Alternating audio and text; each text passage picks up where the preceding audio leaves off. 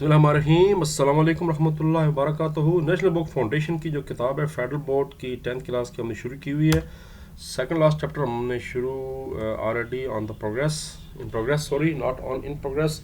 खारजा policy chapter का नाम है और इसमें हम एक्स्ट्रा शॉर्ट क्वेश्चन इजाफी मुख्तसर सवालात करने जा रहे हैं। तो चलते हैं किताब के अंदर। पहला एक्स्ट्रा शॉर्ट, सफारतकारी से क्या मुराद है। Page number 92। ये मैं बड़ा कर देता हूँ। पेज नंबर 92 पे चलने की तकलीफ करते हैं।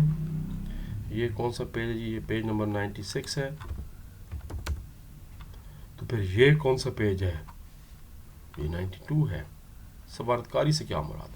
सफारतकारी वो अमल है जिसके ज़रिए ममालिक के दरमियान तल्लुकात को पुरअमन बातचीत और मुज़ाकरात के ज़रिए मुनज़्ज़म किया जाता है।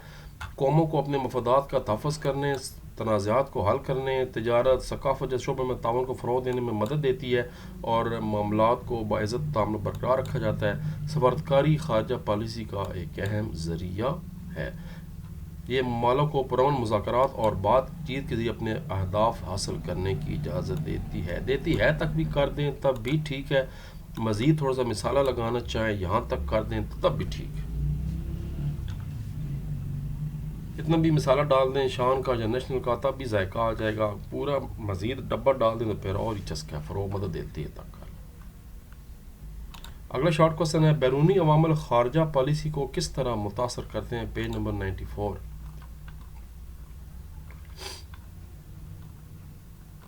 ये जी बैरूनी अवामिल।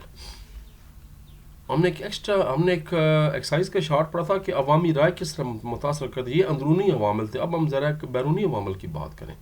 बैनुल-अक़वामी कवानीन होते हैं, मुआहदे होते हैं, आलमी तंजीमें होती हैं जैसे यूनाइटेड नेशन है, इसके अलावा अपनी कॉमनवेल्थ है, फिर आपकी सार्क है, फिर ECO है। ये सारी जो है ना ये मुख्तलिफ़ खारजा पॉलिसी के मंज़रनामे को शक्ल देते हैं।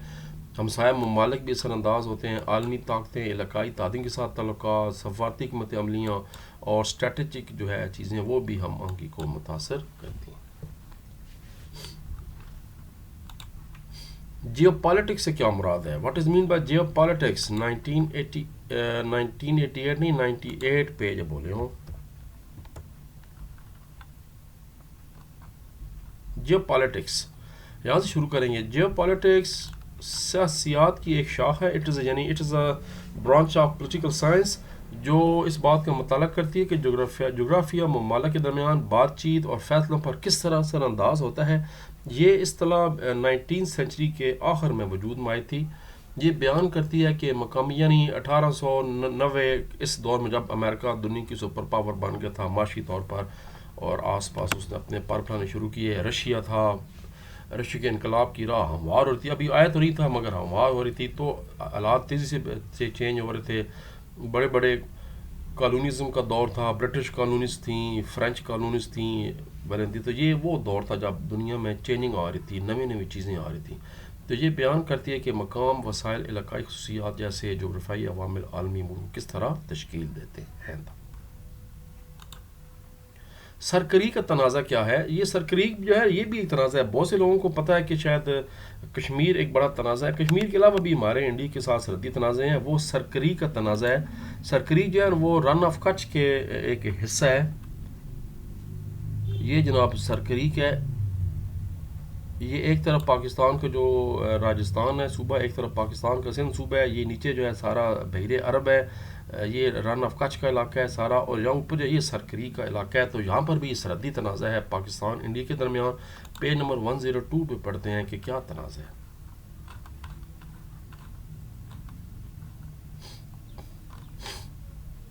ये जी सरकरीक बेसिकली 96 किलोमीटर तवील दलदली इलाके पर मुश्तमिल एक पट्टी है जो रन ऑफ कच्छ में पाकिस्तान और भारत की सरहद पर वाक़ है। 1914 के मुआहदे के तहत इसका तयन ब्रिटिश इंडिया और स्टेट ऑफ कच्छ के दरमियान हुआ था, लेकिन भारत तयशुदा मामले को अपने मफाद के मुताबिक तशरीह करके मुतनाज़ा बनाने की कोशिश करता है। इसने दोनों ममालिक के दरमियान एक तनाज़े को जन्म दिया। तो ये भी एक तनाज़ा है। जैसे सियाचीन भी तनाज़ा है, मतलब कश्मीर का वड्डा तनाज़ा।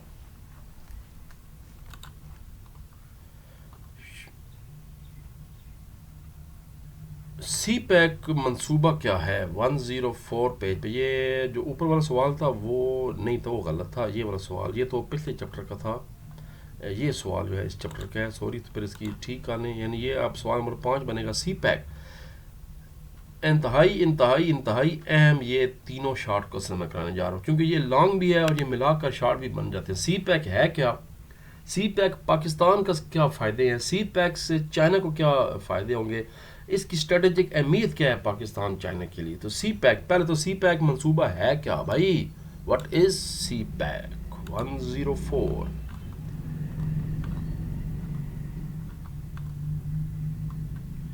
لو جی، پہلا جناب سی پیک.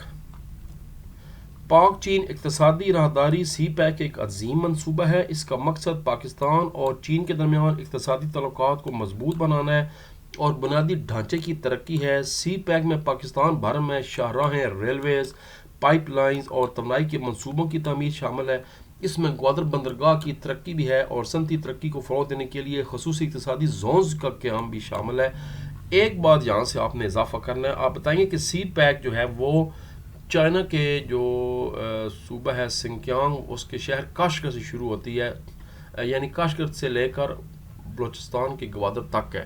اصل میں تو ہم سمجھتے ہیں کہ یہ وہاں سے شروع ہو رہی ہے اور گوادر پہ ختم ہو رہی ہے، لیکن ایکچولی یہ گوادر سے شروع ہو رہی ہے اور وہاں پر جا کے ختم ہو رہی ہے، کیونکہ چائنا افریقہ مڈل ایسٹ وغیرہ سے توانائی جو ہے وہاں سے لینا چاہ رہا ہے اور پھر واپسی میں سامان اپنا اس راستے سے بیچنا چاہ رہا ہے.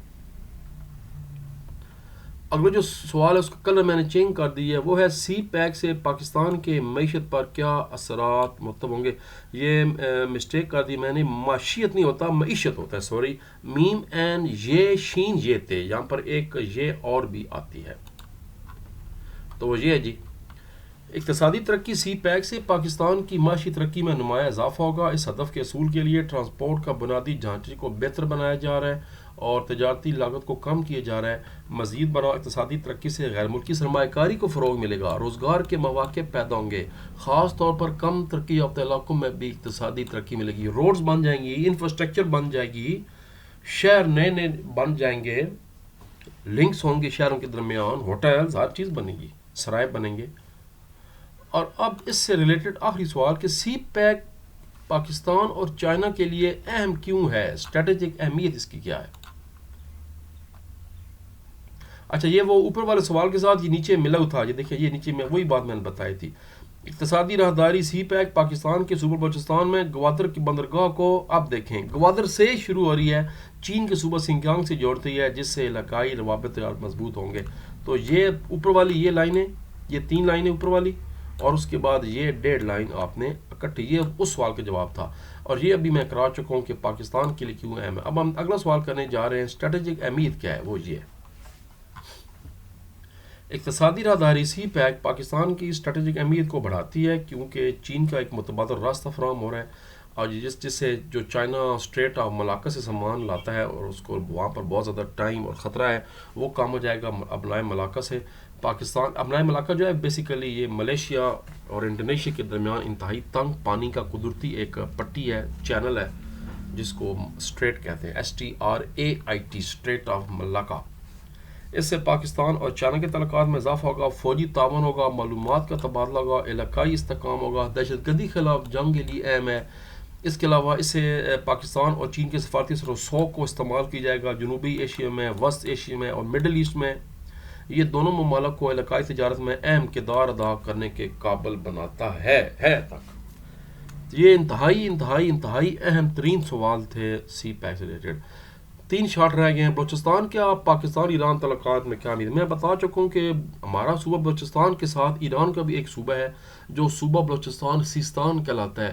وہاں پر بھی بلوچی زبان بولی جاتی ہے. تقریباً ملتی جلتے جو ہے نا، وہاں پر دونوں صوبوں کا کلچر ہے، ملتے جلتے لوگ ہیں، ملتے جلتے قبائل ہیں، اس لیے یہ مسائل جو ہیں نا وہ ایران کے ساتھ بھی ہیں. 109 پیج پہ چلتے ہیں.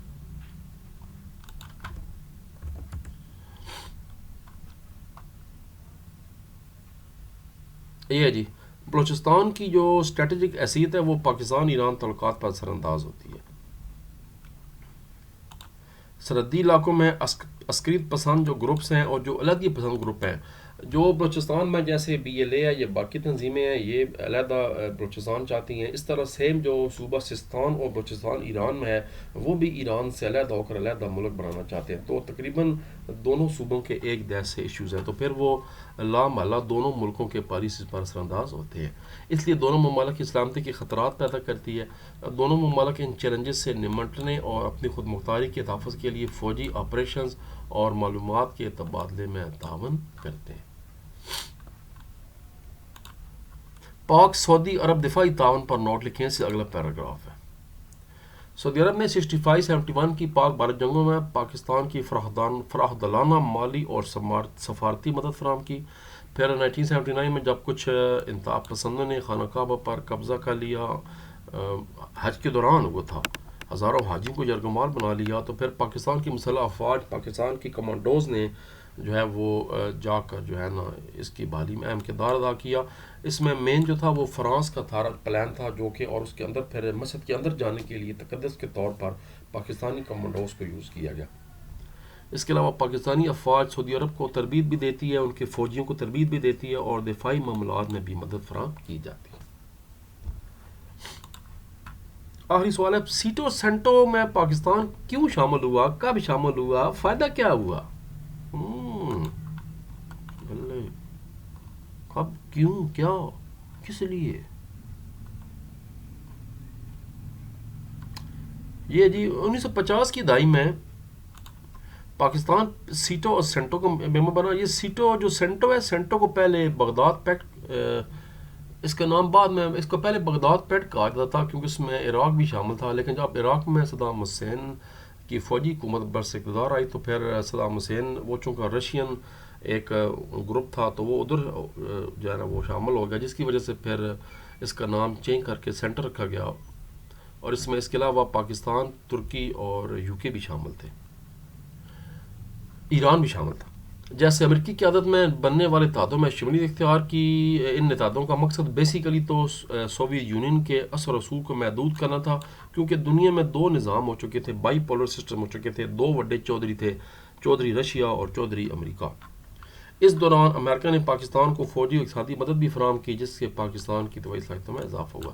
لیکن پھر 71 کی جنگ کے بعد پاکستان جو ہے انسداد ہو، کیونکہ پاکستان کا جی فائدہ کوئی نہیں ہوا کہ ہم ایک دفاعی معاہدے میں شامل بھی تھے، لیکن جب 71 کا ایشو بنا بنگلہ دیش والا اور یہ وہ، تو پھر ان ملکوں نے پاکستان کی کوئی خاطر خواہ مدد نہیں کی، تو پھر پاکستان ان معاہدوں سے علیحدہ ہو گیا. تو یہ تھے جی ہمارے ایکسٹرا، اور اس کے بعد اب پیچھے رہ گئے ہیں جناب ہمارے لانگ کوسچنس. لانگ کوسچن 1 2 3 4 مشہور ہیں، اور ایک اس میں ایکسٹرا بھی بنے گا پاکستان کے بھارت کے ساتھ، چین کے ساتھ، ایران کے ساتھ، افغانستان تعلقات. 4 سوال وہ بھی بن جائیں گے اور 4 ایکسائز کے بنیں گے. وہ جو تعلقات والے سوال ہیں وہ بھی لازمی کریں، مگر یہ سوال بھی بہت ہی اہم ہے. یعنی یہ پورا چیپٹر آپ نے تھارلی پڑھنا ہے، ضروری نہیں کہ ایکسائز سے لانگ آئیں، ایکسٹرا لانگ بھی آ سکتا ہے. بھارت کے ساتھ تعلقات بھی آ سکتے ہیں، چین کے ساتھ بھی آ سکتے ہیں، ایران کے، افغانستان کے ساتھ بھی آ سکتے ہیں. خواجہ پالیسی کے اصول بھی آ سکتے ہیں جو یہاں نہیں دیے ہوئے، وہ بھی آ سکتے ہیں. تو پھر ملتے ہیں تھوڑی دیر کے بعد اگلے ویڈیو میں، تب تک کی اجازت. اللہ حافظ. الناصر. پاکستان زندہ باد.